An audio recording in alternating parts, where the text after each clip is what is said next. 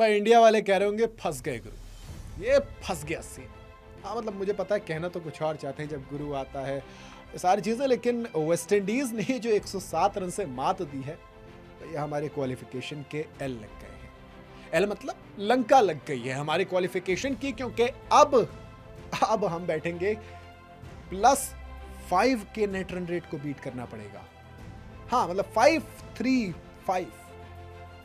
West Indies ने 107 रनों से जैसे जिम्बाब्वे को हराया, उनका नेट रन रेट फुदक के पहुंच गया +5.35 का। साउथ अफ्रीका का ऑलरेडी +3.8 है, हम -3.8 के साथ हैं। तो अब हमारी क्वालिफिकेशन कैसी होगी, हम कैसे सेमीफाइनल खेलेंगे, वो चलिए मैं आपको बताता हूं।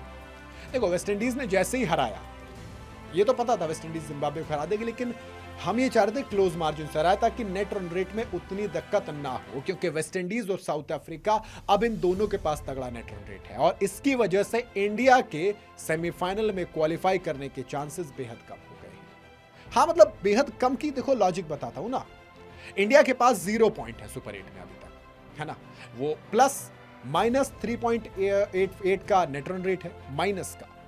अब इंडिया का जो मैच है वो 26 फरवरी को जिम्बाब्वे के अगेंस्ट है, चेन्नई के अगेंस्ट। सबसे पहला काम वो जो आपका माइनस का नेट रन रेट है उसको पॉजिटिव करना है। कैसे होगा, आप मिसाल के तौर पर आपको धुआं उठाना पड़ेगा, जिम्बाब्वे को पहले 150 रन पर ऑल आउट करो, उसके बाद 11 ओवर में वो मैच जीत लो, तब आप लेवल पर आओगे, तब आप कोई ऊपर नहीं जाओगे, तब आप लेवल पर आओगे, जो कि बहुत मुश्किल लग रहा है। जिम्बाब्वे ने जिस तरह की बैटिंग की ब्रैड इवांस ने, मुझे उतना आसान लग नहीं रहा है।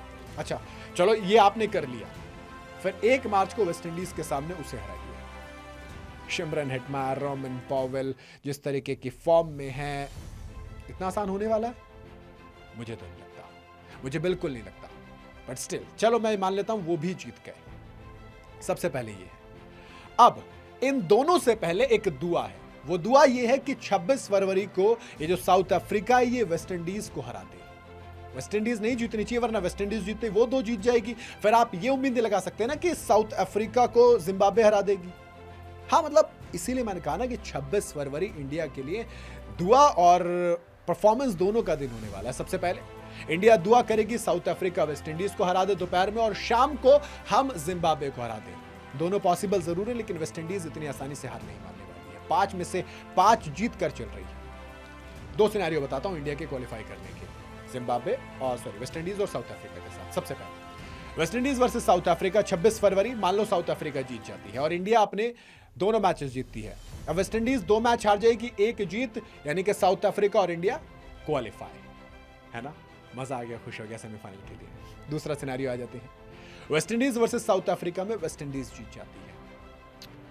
अब मुश्किल है कि जीत जाती है, फिर साउथ अफ्रीका वर्सेस जिम्बाब्वे का जो मैच है उसमें जिम्बाब्वे जीत जाए, इंडिया जिम्बाब्वे और वेस्ट इंडीज दोनों को हरा दे, तो वहां से साउथ अफ्रीका बाहर हो जाएगी, इंडिया और वेस्ट इंडीज क्वालिफाई कर जाएंगे सेमीफाइनल में। यानी कि ये दोनों ही सिनेरियो मुझे मुश्किल नजर आ रहे हैं, क्योंकि भाई आप वेस्ट इंडीज को इस मैच के बाद इस वर्ल्ड कप में जिस तरीके से 5 के 5 जीते हैं, जिस तरीके से खिलाड़ी फॉर्म में है, आप बिल्कुल भी हल्के में नहीं ले सकते।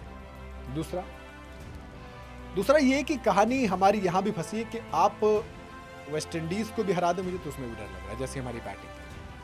बहरहाल फिर भी चलो मान के चलते हैं कि सब कुछ पॉजिटिव होगा, तो वहां पर हमें इतना करना पड़ेगा कि सबसे पहले 107 रन से जीत है, उसके बाद आप जिम्बाब्वे को 26 फरवरी को हराइए, 1 मार्च को वेस्ट इंडीज को हराइए, तगड़ा मार्जिन लीजिए ताकि वो -3.8 का नेट रन रेट आप ठीक कर सकें, और उसके बाद दुआ कीजिए कि साउथ अफ्रीका वेस्ट इंडीज को हरा दे। बाकी आपको क्या लगता है, आप अपनी राय कमेंट में मुझे जरूर बताइए कि क्या यहां से इंडिया कर पाएगा क्वालिफाई।